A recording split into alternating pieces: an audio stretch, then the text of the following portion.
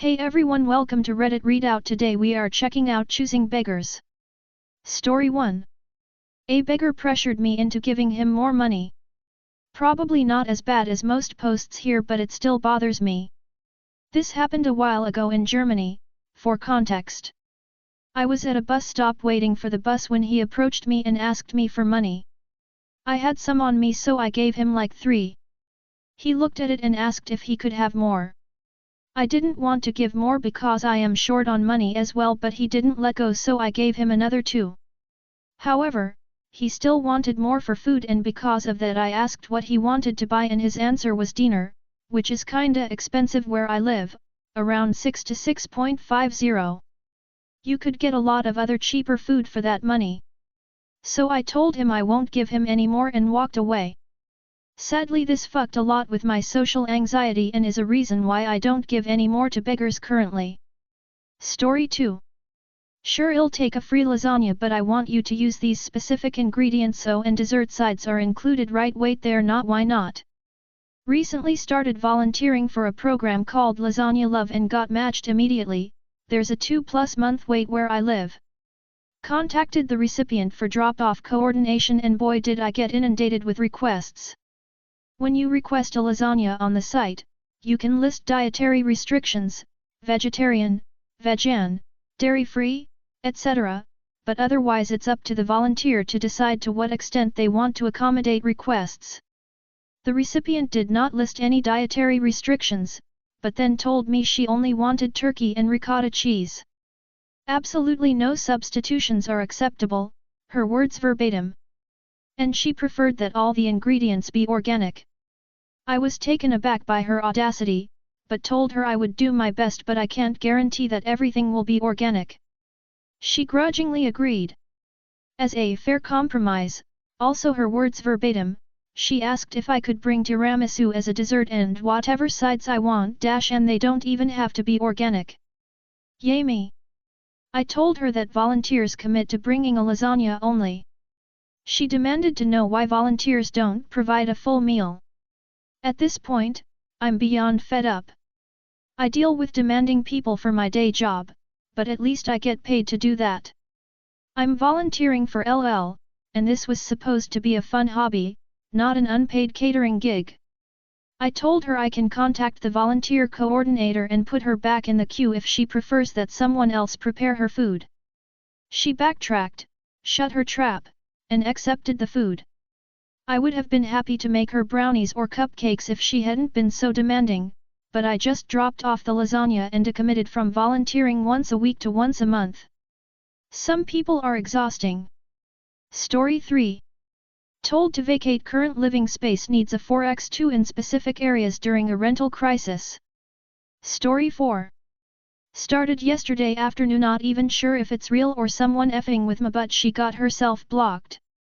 Someone on what looks like a throwaway ACCT, or just very new, starts messaging me trying to get in on our Disney vacation next month. Just utterly bizarre. I almost want to let it continue to see how this unfolds, but it's a little too weird at this point. Story 5. Just some more gems from Operation Choosing Beggars. The ones from kids asking for tablets/iPads I understand, because all of the children so far in my family, all under the age of 4, have them, but a 5-year-old does not need an iPhone. Holy shit! Story 6. This is why I love Facebook. Story 7. First experience. Long-time lurker, first-time poster. I was walking through the high street of my hometown for the first time in ages, been away, and there was an older man sitting outside one of the newsagents. He asked for change and I asked him if he wanted anything from the shop instead, as I didn't have any cash on me. He replied chocolate, so I went in and got him a multipack of chocolate bars and a bottle of water, as it's hot right now where I am. I get back outside, give him the things, and he says, I wanted drinking chocolate, not a fucking chocolate bar. He sounded really pissed off and as if I'd massively inconvenienced or offended him. I was kind of shocked, so I just walked away without saying anything in response apart from mumbling, sorry I misheard. Who says just chocolate if they want hot chocolate or chocolate milk? I felt genuinely really bothered by this and I'm not really sure why. I don't intend to let this bad experience stop me helping people out, but it has soured me a little bit and I hate that. Story 8. Ungrateful. A homeless man asked me for change outside of Dunkin' Donuts. I didn't have change as I always use Apple Pay. Guy asked me for change and I told him I'll give him whatever I had in my car. I had couple dimes, quarters, and a few pennies. The MFER has the audacity to pick the pennies and throw them on the ground right in front of me. Fuck that guy. Story 9. Hats off to the offer, or request. Story 10. Look after my child, cook meals and walk the dog in exchange for living in a frozen caravan with us. Story 11. Was selling my Xbox with 4 controllers for $275, did not expect to get these kind of trade offers. Story 12. A short story about a non-running scooter I had listed for cheap. Story 13. No wood paneling and only modern furniture please. I used to work for an organization that ran a housing assistance program. We paid all of the rent and part of the utilities for most people in the program, depending on income, which most of the clients don't have. We had a client whose landlord wouldn't renew his lease, because, surprise, he didn't want to deal with a voucher program anymore. He ended up on the street for a while, but we found him another place eventually. It was really a great find in a cute little house on a really nice property in a good area. We made sure he understood the expectations, one of them being, guests can't stay for more than a week if they're not on the lease.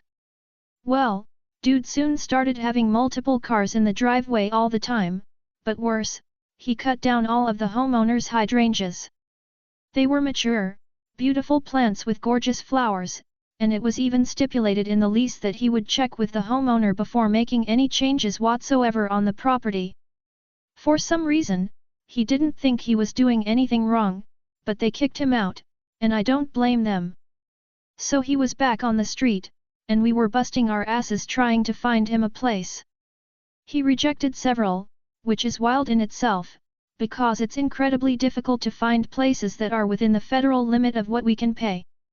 But the one that really boggled my mind, he said he wouldn't live in a place with wood paneling.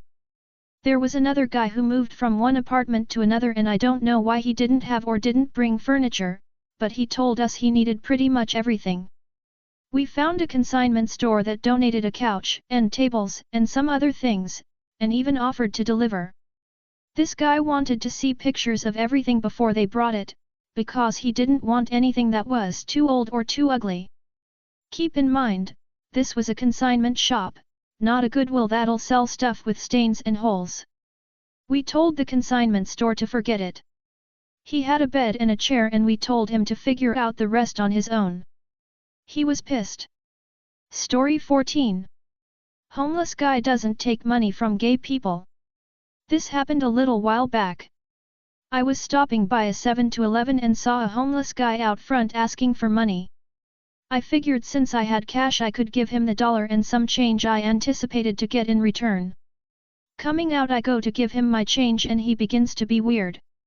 He asks if I'm homeless and I reply no.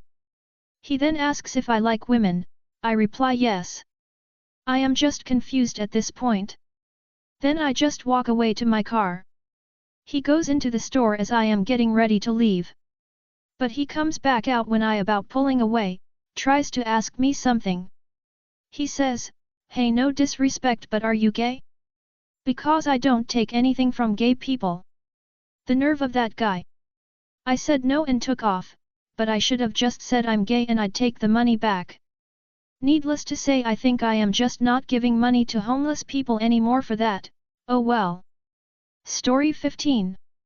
Meal train but we're picky eaters. Story 16. Come remove my dirty floor. Local Buy Nothing group member expects someone to come and remove all of their hardwood flooring for free. Flooring is noticeably dirty and paint stained. Story 17. I volunteer at a youth center and we sometimes run Pokemon events. CB mother wants my Charizard. Story 18. Here we see the price people want to pay vs what they're demanding. Story 19. My mom is a goddamn crackhead. Story 20. Bro wanted a $400 phone for $50. I know my text says it retails for $200 but I was wrong, it's actually $400. Also he proceeded to call me gay afterwards like one. You're right, so how could I get her to? It's 2023, it's not really an insult. Story 21. Choosing beggar wants me to break down and deliver a massive chicken coop I listed for free. Got this gem this morning on Facebook Marketplace. Last photo is of the listing which clearly describes the coop will need to be disassembled. Photos of the coop for size reference LOL. Story 22. Person wants a free DSLR. I'm in this buy nothing FB group where people give away things they no longer need. Once in a while people show up asking for nice things, laptops, iPhones, cameras. Story 23. Do they read ad description ever? Model numbers, ports, size and descriptions were in the ads the whole time. But no, let's ask again. Just to make sure. Story 24. The bed, the bus lady and Bubba.